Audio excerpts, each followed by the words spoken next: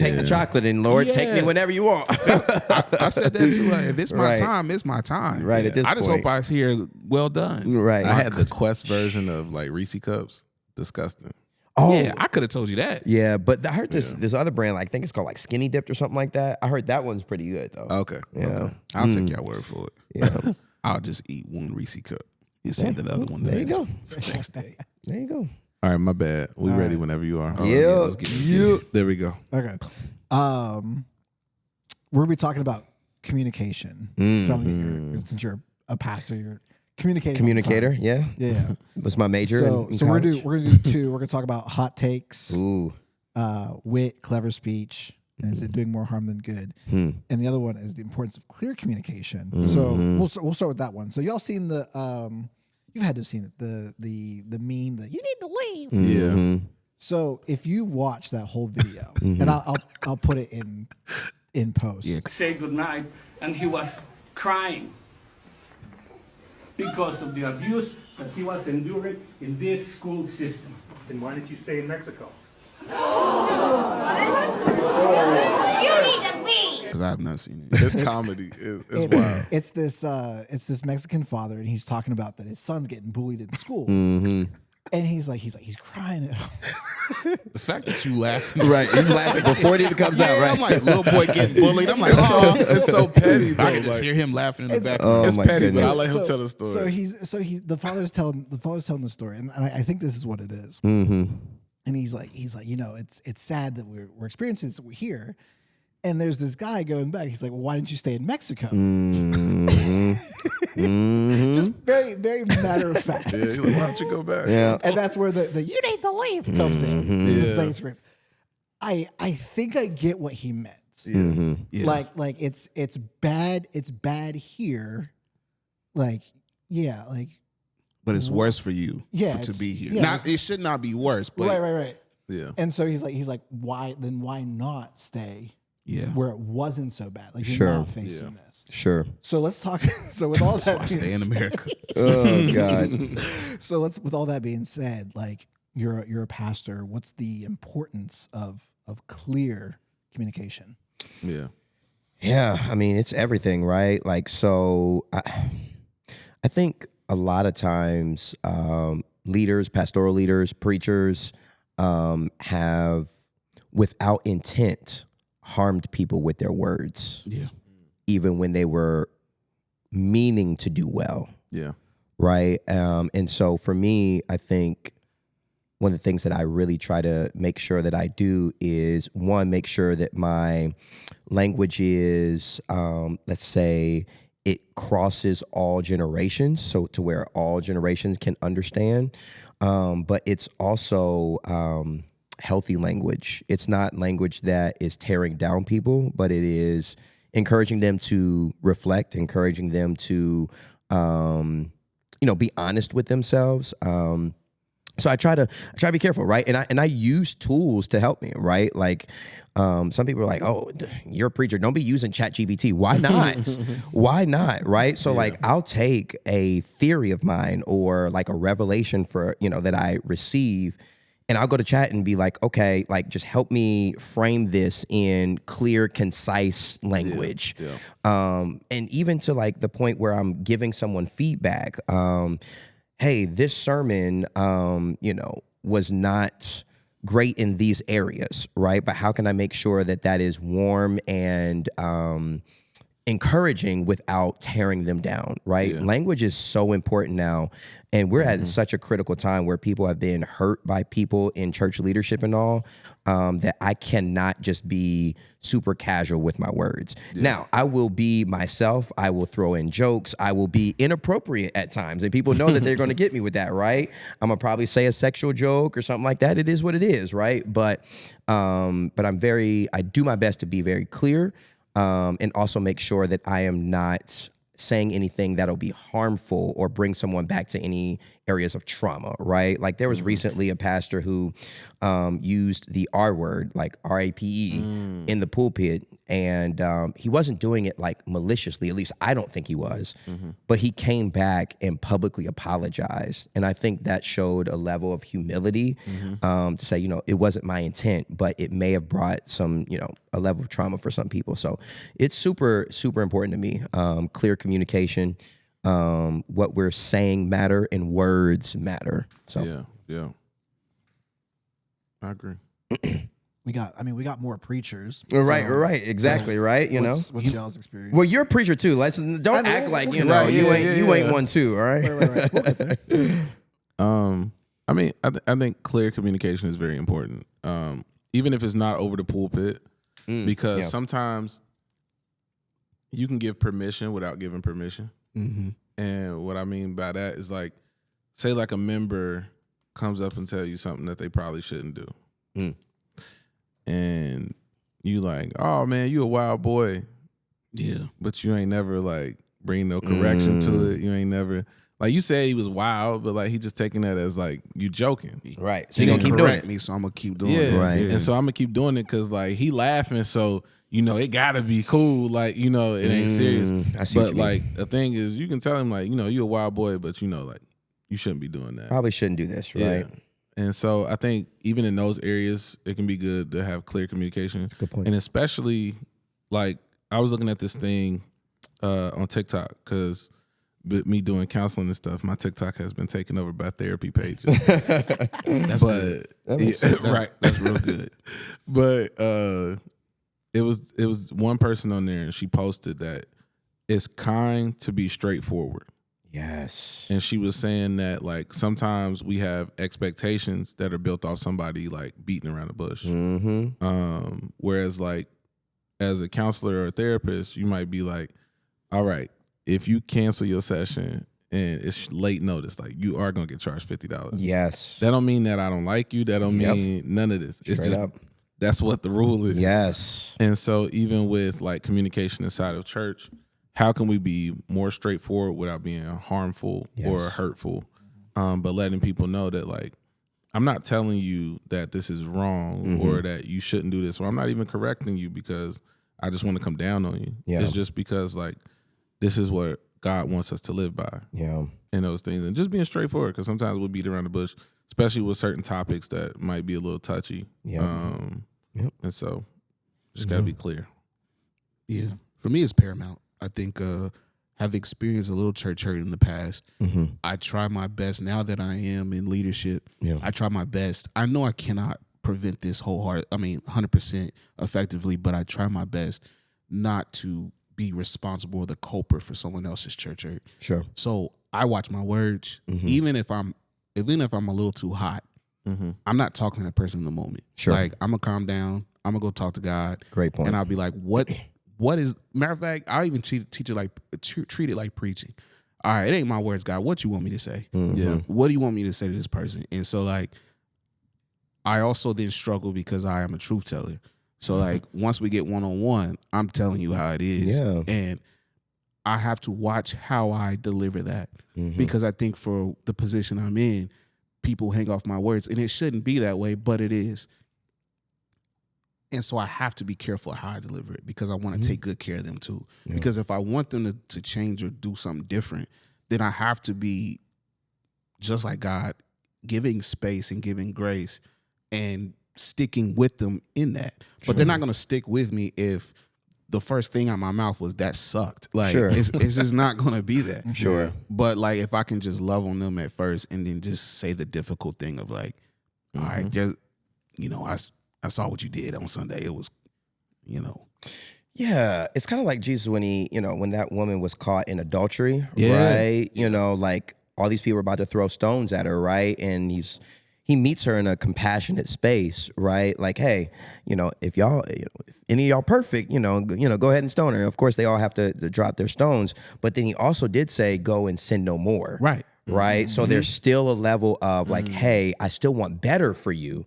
I'm meeting you here, but let me also speak to like, you could do better, right? Yeah. So like that's real, right? There's could be both there for sure. There is. And you just learn that love is not just all gumdrops and rainbows. And being a husband and now a father of where like I want to give my daughter and wife everything. Yep. But there's times where I have to say like, hey, nah, hey Ella, you had enough juice. And that's enough, right? Seriously, right? That's enough. And then the tears start to fall, but it doesn't mean I don't love her. That's right. But because I love her, I'm going to stop or be the force or the deterrent from what she's currently in. So Right. Yeah. I think you just got to stick with it and stick it in with him. But that's doing life. That is doing and that's life. that's the piece that we're missing because if I'm gonna disciple you into being repentant, then I've got to be open and vulnerable about things I ain't been repentant on. Sure. Because we're both trying to do the same walk. I'm just the team captain of this ministry, but I'm not the leader. I mean, I'm not the CEO, the owner, and all that other stuff. I'm just the team captain. I think that's the danger of only seeing God one way. Yeah. Right? He's only loving. Yeah. Yeah. Well, no, he is loving, but he's also a guy who will correct us, right? There's still like a wrath to God as well, right? Like only seeing God as loving can be detrimental. And I think that's a lot of times what happens. Well, you know, God loves everybody. He wouldn't say that. Well, no, God will correct us too, We right? choose Like, to accept that part of aspect absolutely. of God. Yeah. So, yeah, that's real. Yeah. Yeah. I'm trying to think how to answer this. Yeah. Whether I go. I was about to say, you better not go to another question. No. I was debating in my head. Do I go practical or relational? Well, because you're also a missionary, if you will. Yeah. So you know your words matter and they, hold a lot of weight, especially when it comes to someone embracing the faith that you have. So like, I'd be curious to hear more, about that too, because your words definitely matter in that space. Yeah. In this space, when you're especially when you're doing a lot of like evangelism and prepping people for evangelism, like I think you do have to be very clear. Very. Like if you're going to share the gospel with someone, like you say, like there's a way that leads to death. Like you will be eternally set, and like you can't just be like, oh yeah, well, you can be kind of good and Right. and Sneak so your way into heaven, right? So you missed it. And I really think about a quote that Doc Evans said from at church one time was when there's a what is it? When there's a mist in the pulpit, there's a fog in the pews. And so when you're speaking with people, especially in these group settings, Yeah. like if you're unclear about something and you're trying to like, it's even more confusion down below. Sure. Yeah. And so like in a practical sense, I've had to learn that like I can BS through a lot of stuff, Sure. but Most preachers can, right? but We can talk our way out of anything, right? Right. Yeah. But in this personality test I took, it said like, one of your strengths is to write things down, follow a clear, developed plan, and speak from that. And when you go off topic, while you can, it's not beneficial for you. And so that's the practical set. That's the practical side. I think the relational side, and I will get vulnerable here. Yeah, there we go. Look at this. Is that recently we've been having a lot of tiffs. Tiffs? Is it tiffs? Riffs? We accept it. Riffs. Yeah, whatever. Okay.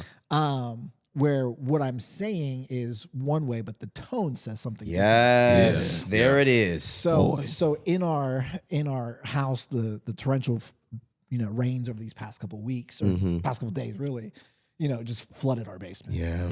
And so while I'm down there just frustrated because like the washer now the laundry doesn't work. The computers are all shut down. I'm like, oh God, what's gonna go happen? And Lily, she screams out like, Dad, I'm hearing dripping. Why am I hearing dripping? And I'm like, I'm like, what comes out is, oh honey, in my mind, Right. oh honey, the basement flooded. What she heard was, the basement's flooded. Right. Like, what do you want? Right. And so I hear her just, Daddy, yelled at me. And just, I'm like, and then I go upstairs and Chris is like, gotta talk to your daughter. Yeah, I'm like- absolutely. and I'm in my flesh and I'm like, I don't want to talk to her. I'm frustrated right now. Right. Right. And so then the next morning I have that like, hey, like I love you. I'm sorry it came off this way. Yes. And it's and so in our communication, the tone Yes. is probably 3 times the message. And that's where it can be a struggle for sure. Because I know for me, I have trauma from wrong tones or from especially like really loud tones, right? Like I grew up in a home where like, I didn't hear yelling unless I was wrong for something, right? Yeah. And so for me, like that translated across, all relationships, right? Yeah. Like you can't raise your voice at me because that's going to take me to a bad space. Now, of course, I've had to heal from that and deal with that. But you're absolutely right? Like, how do we try to train ourselves to show up in a better way when we're communicating, right? Taking a second to pause and then maybe communicate, even though that's hard. But no, you're right. Like that is a hard thing. Tone does not always necessarily match intent, but it is something that we can take tone and make it whatever we want it to say, right? Like, I ain't like that tone. She probably meant something, or he probably meant something, or whatever. So, Yeah. And I think too, like for me, like I struggle when people aren't clear with what they say. Yeah. Like it makes me start to like think all these different things of what you might have meant. And that's like, that's hard. And that's why like I tend to like people that are more straightforward and people that beat around the bush. I'm like, nah, you a trigger for anxiety, bro. That's real. Yeah, because I hate trying to like guess like what it is. Because even too, like some people say stuff and that ain't really what they mean. And then you come back later and they done wrote a whole dissertation on why they don't like you. It's like, but when I asked you if we was good, you said we was good. Right. And so, just those different things too. It's a lot of unhealthy things that people really need to deal with. And that's why I do wish more people would take their emotional healing seriously. Yeah. Because sometimes you're communicating out of hurt. Yeah. Facts.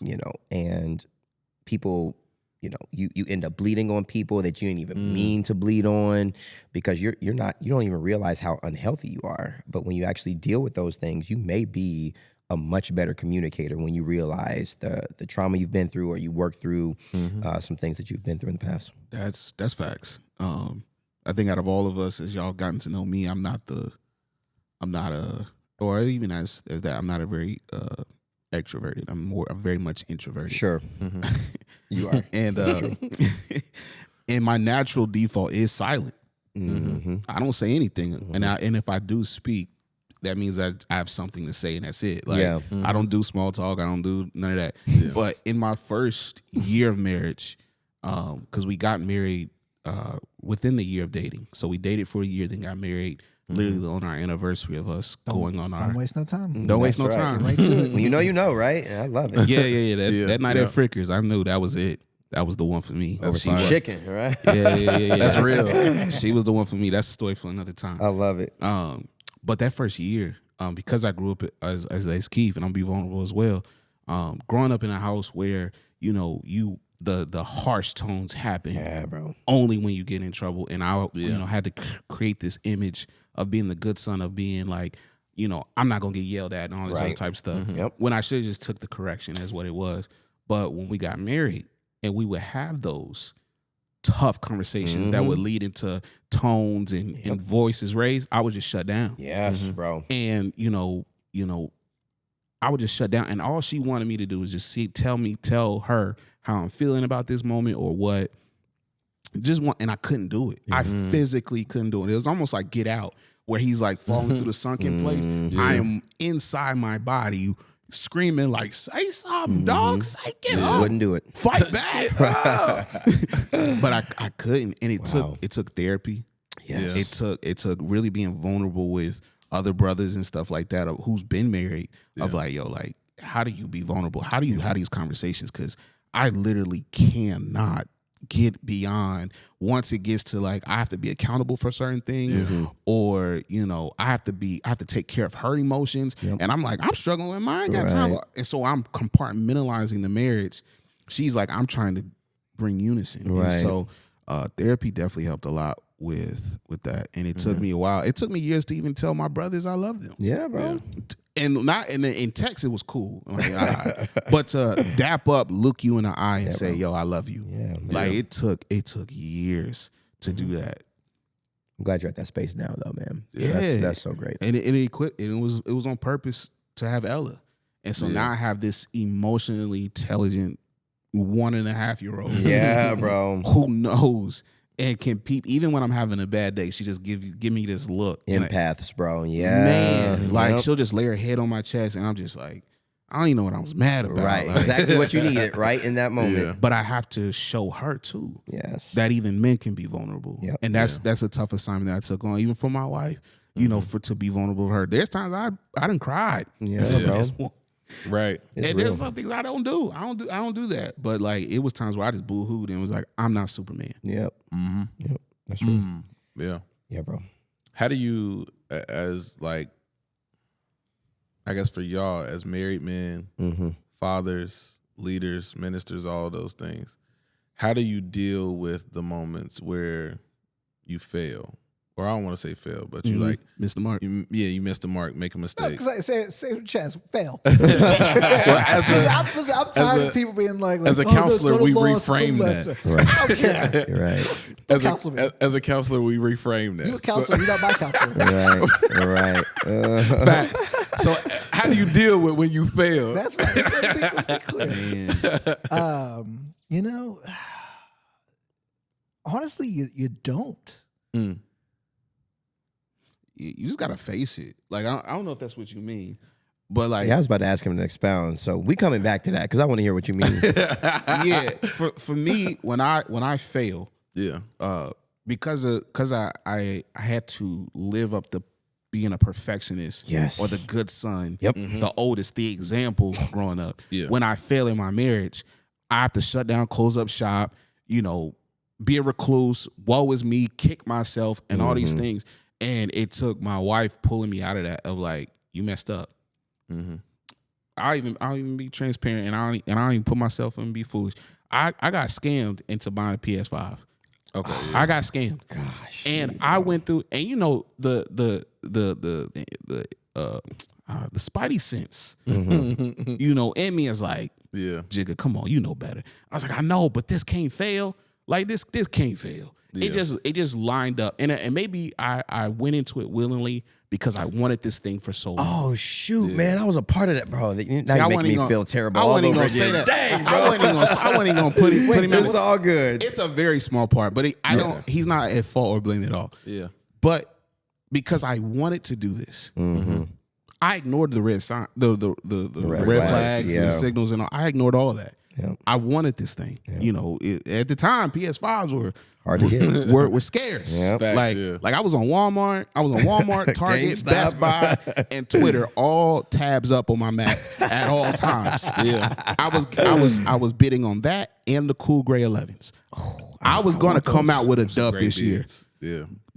I got them both, but Ain't got good. at the time when I did them, I didn't get any of them. But the PlayStation, I just went through this thing, and so I had to tell them I couldn't tell my wife I spent $500 on nothing. Yeah. That's rough. And yeah. that whole weekend, she's just giving me space. I'm kicking myself. I'm pissed. Yeah, bro. I'm pissed. Yeah. Like, I don't know if I can say that on here, but I am furious with myself. Yeah. I ain't saying nothing. I'm not talking to nobody. Like, you know, I don't remember what was going on, but it was to beat Eric up day. That's what I wanted. And I remember, I think we were coming home from church, and we pulled into the driveway, and she was like, so now you ready to talk about how you lost the money? And I was like, man, and I just finally like, and she was like, you're gonna make mistakes. Yeah, bro. I didn't marry you for perfection. I married you for who you were. That's so good. If you can't come talk to me, then who you gonna talk to? And then she go down the list. Did you tell Iva? I was like, nah. You tell Matt? I was like, they definitely can't know about this. Yeah. Like it keeps texting me on the back end. I'm like, bro, you good. I'm just pissed at myself. Like and he's checking on me because he knows. And I'm just like, man, I'm good. I'm just mad. I'm just and for me, I'm mad at situations. But this situation, I'm mad at myself. Because it was like, I almost said it. Nigga, you know better. You know better. Right. But it opened up a door for us. Yeah. So that when I do fail, if I can't come to anybody else, I can come to my wife and start admitting like, hey, I dropped the ball on this. Yep. And it just took a lot of weight off of me because again, growing up, I couldn't admit fault or that I failed. Right. But that was a long walk to get a drink of water. But that was No, that was that's right. good. Mac, go back to you. Yeah. I think we've all been scammed at some point. yeah. To some So, extent, so yeah. for me, it wasn't a PlayStation, but it was an ad on Facebook for a GoPro. I always wanted a GoPro. Yeah. I'm like, and it was like, oh yeah, $99 for a GoPro. I'm like, oh shoot. Yeah, those things are like $200. Let me get a Yeah. GoPro. And so it's like, oh yeah, send it to PayPal, da da da. And so I did that, and the receipt popped up. Is like, you sent to Wing Bong Jing over in China. I'm like, Yeah. Yeah. Yeah. Yeah. and so that's what I mean when we fail, you don't get to Go back. deal you don't get to go back. Mm-hmm. But if you have a good person that Yeah. brings you alongside, it's like, I would have carried that for years. yeah, Years. Instead of just over the weekend, I would have carried that for years. Yeah. And now, until we said something, I never even thought about it. Mm-hmm. You know, I think for me, and I've realized this through counseling, of course, but Yeah. I didn't do a good job honestly, I've been married almost 9 years now. I didn't do a good job of treating my wife as my partner.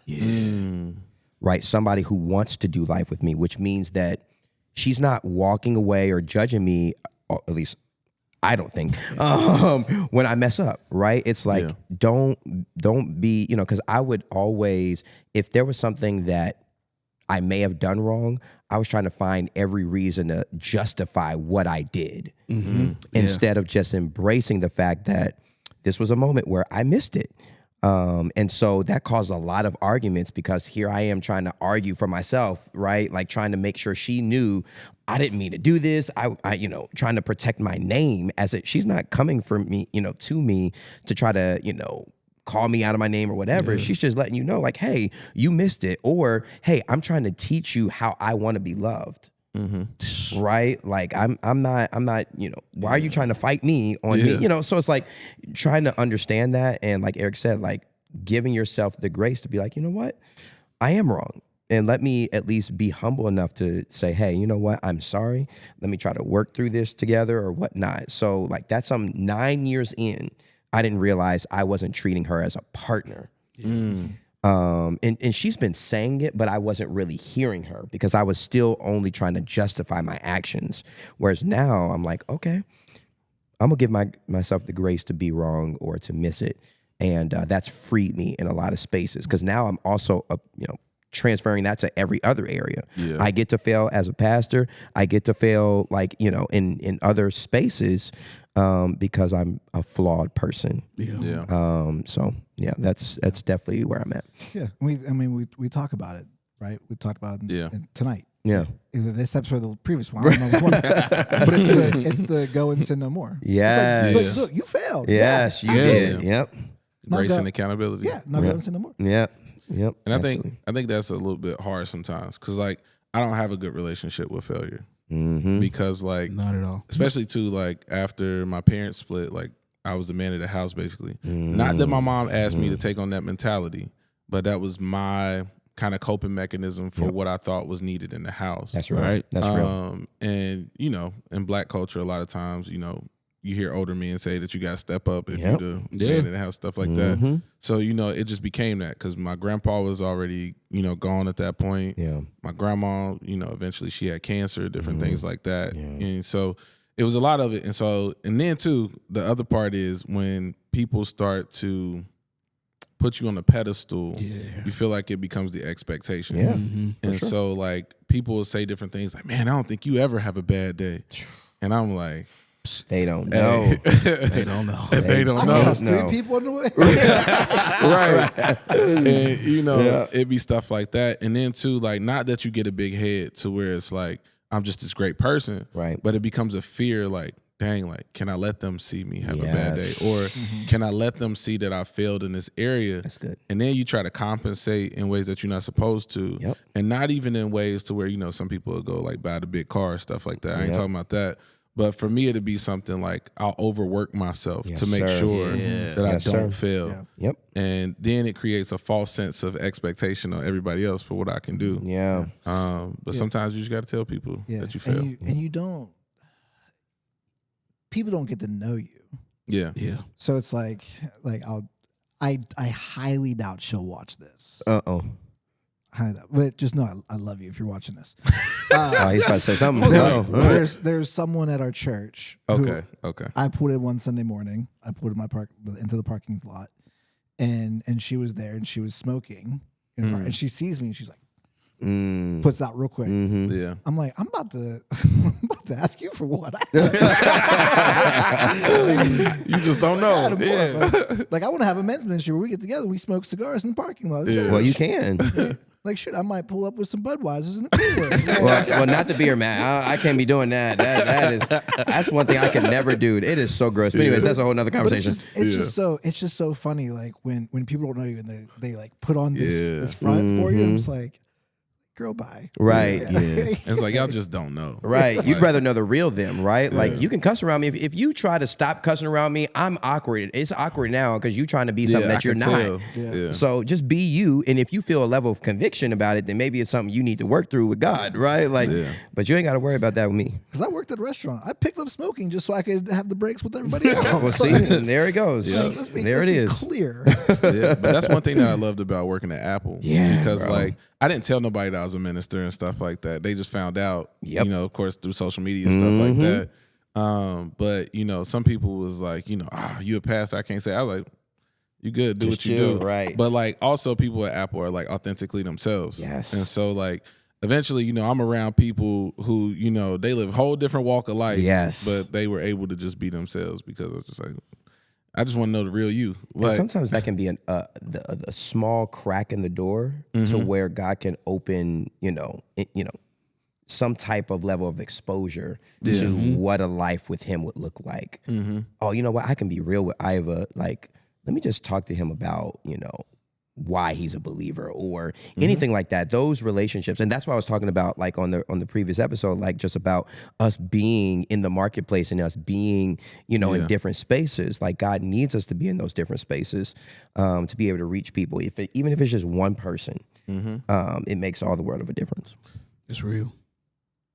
I was gonna ask too, because this is a thing I see come up sometimes, because I struggle with it a little bit. Sometimes I feel like we try to make it a members only club. Yeah, man. I say that because of different things, like Try to make what members only club? just like our Christian experience and what we do.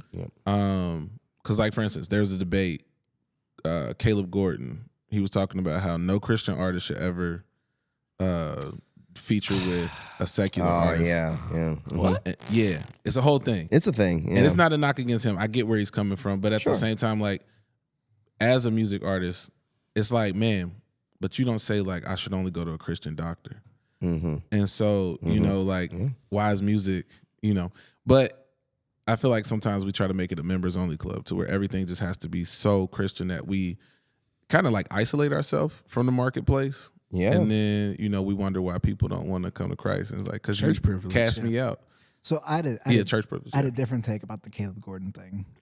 I'll put it in post so you can see it. But my biggest gripe isn't so much that we have a culture club, a country club. Country club, yeah. The biggest gripe is that if you show any sense of aspiration or greatness, you're like rebuked and cut down for it. That's so good, bro. Yeah. Like if Kobe was a Christian, You're right. But see, he what was he, Catholic? I don't know. He was something. He was because he said talked about was. God. Yeah, he said he was. Because he was like, Now, what God is the we don't know, greatest. but Yeah. that's another story. But the point is, it's like if you want to be like, I want to be the best at whatever it is I do. Yep. And if I show anything, it's like, I don't know if you should be the best. Like you're gonna, all glory should go to God.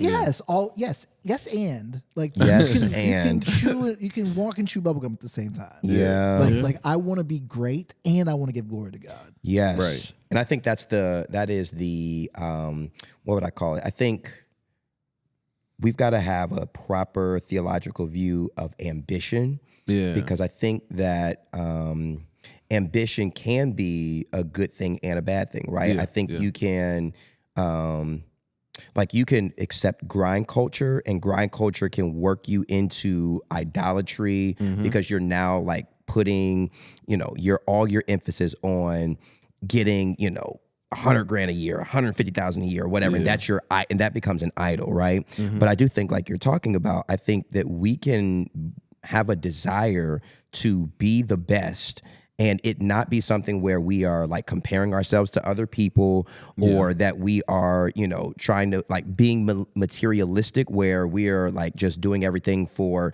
a bunch of stuff that we don't need, right? But I do think that we can have a very, like, I would even call it like a holy ambition where it's like, God, I just want to be the best. And there's nothing wrong with that at all. But I think that some people will look at that in their theological framework.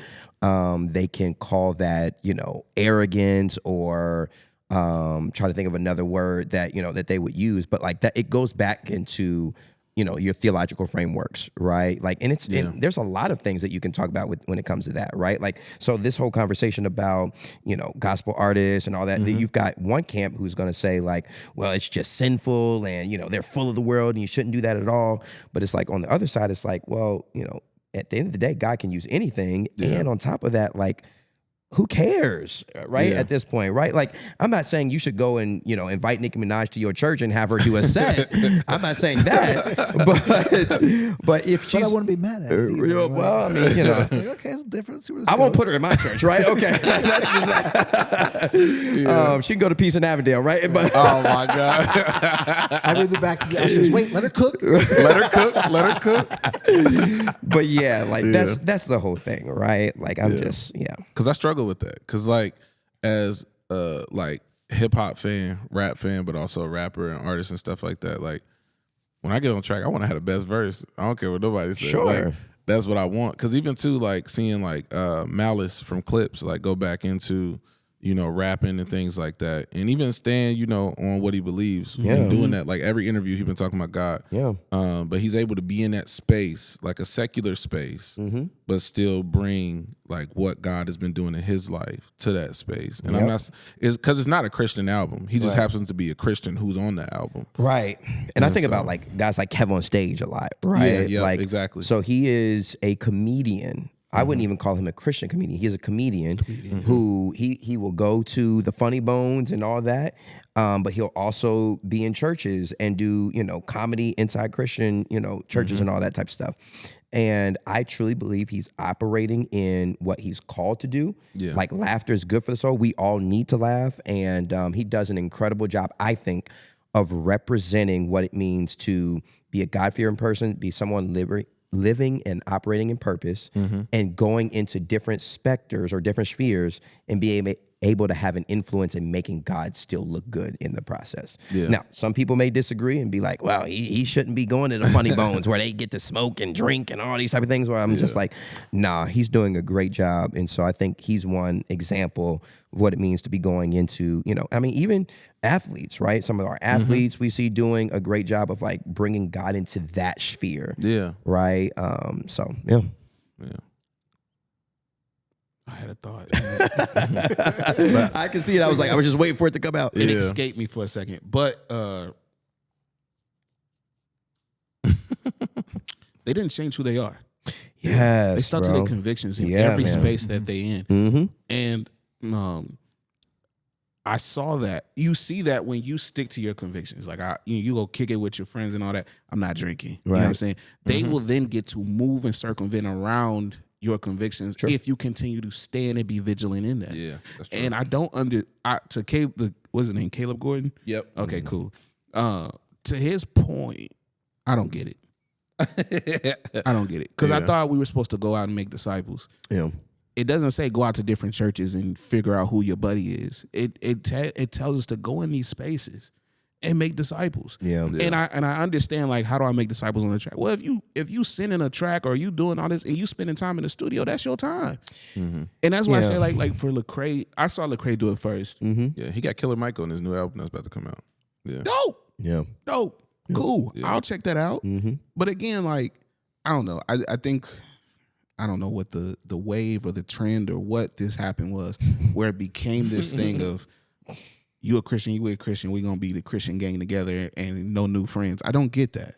Yeah. Because that's the opposite of what we were supposed to do. Once we accept and accept Christ into our life and become this new creature, that's what we're supposed to do. I don't understand that. Yeah. Like I don't as an artist, I don't only work with Christian artists. Of course. Like I've worked with other people who live different walks of life. And because I'm a creative, of course I'm gonna be open to different walks of life. Yeah. Yeah.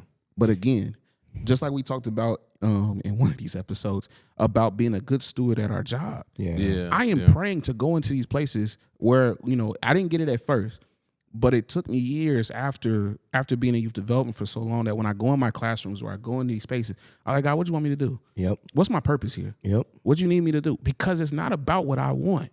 As I continue to strive and abide in God, it's not about what I want. Yeah. It's about whatever I need to do to give God glory so that they can see it and understand the same thing I understand. Yeah. So I don't understand why you have your gift, which is your vehicle to live this life, and you don't use it, and you only click up with other artists who are of the same mindset. Right. Yeah. That's the country club mentality. Yeah. It is. Yeah. That's where we just do church very well. Yeah. And there's no discipleship and there's no the other aspects of the first church in there. So to homeboy's point, I don't get it. Yeah, I mean, I think they again, some of them, it's when you talk to them, it's a theological framework of like, for instance, scripture like, "Be holy, for I am holy." Right? Yeah. Don't be mixing that world stuff. If you gonna put out, a Christian, album or something like that, and don't get me wrong, right? Like, you've got some guys who, they take it to the extremes. Right. Yeah. Some people do not get down with certain things that Kirk Franklin does, right? Or whatnot. Look, see, right? Right. Sometimes you can, take it to the extreme. But at the end of the day, right? Like, how are we able to influence others? And sometimes I think it's like, hey, I am not going to, judge anybody or come down on somebody for bringing in a Killer Mike and doing an album together. Like, what if Killer Mike really gets to have some real good conversation about God and I don't even know what he believes, right? I'm not sure. Yeah, he kind of has like, it's similar to a Christian framework, but he has some other things in there. Like, he'll talk about God as like a woman and stuff like that. Oh, okay. But like, there's a place to have open conversation with Lecrae in that. Absolutely. Because, absolutely. Yeah, because say what you want about Kanye. Oh, here we go. He made dark, beautiful, twisted fantasy. Whatever it's called. College Dropout. I keep Jesus is King on repeat. It's fire. It is fire. Closed on Sunday. And to go from that to bring clips back together. Yeah. For that one track. But then also for DJ Khaled to take that same track to have Eminem rap the best Christian rappers ever. That's my hot take. Like it's just like Eminem's rapping Eminem like Chick I'ma Kill You Eminem is rapping about Jesus. Yeah. Which is dope, right? Wow. Which is crazy. But that does not happen without Without them going across the aisle. Yeah. And I think too, like I think it can be done. I think you just have to kind of be what Lecrae was talking about, like be the thermostat, not the thermometer. There it is. Stick to your convictions. Yep. Yeah. Absolutely. And Don't you go in can there compromise. Right. Yeah. You can stick to your convictions and still like you said, right? If it's your conviction not to drink, because of course, being drunk is the issue, not necessarily drinking. But if say that again, Pastor. you're right, right. So like, I have some drinks, right? Yeah. And I don't feel no level of conviction. But if you have somebody who used to be an alcoholic, Yeah. they can't do it. They can't handle it. And that's them sticking to their convictions. Or others who are just like, I choose not to do it because I don't like the way I feel about it. But you can still be around people who happen to be drinking. Yeah. And you can still influence them in ways where So listen, I had to get to that point because I grew up in a older traditional Baptist church where it was like, you can't talk to no gay people, don't be around them, or you'll be associated with it. Yeah. You can't be drinking at all, all those type of things, right? It's like I had to have a level of freedom from some of that came from that old school where, like, I get it, right? That was passed down to them and all those type of things. But at the end of the day, I have to have my own convictions and all as well. So, we all got to be, kind of freed from, some of what I would say is not necessarily biblical, or their version of biblical, but like, hey, let's get to the real heart of who God is and what He may be calling us to. And it's cheaper to not drink so much. Well, yeah, Like I had one drink. Y'all saw me at your birthday party that one. Yeah. That was off one. Me and Kristen were vibing. Oh Yeah. man, Hey, that was a good night. oh bro, I was vibing to that night. Yeah, but and if we can, if it's still up, I'll put the Caleb Gordon video in post. Yeah, I need to see that. I might think comment. My gripe with that, and I left a comment because I'm like that. yeah. Was- Matt is one of them internet argumenters. He will get in there.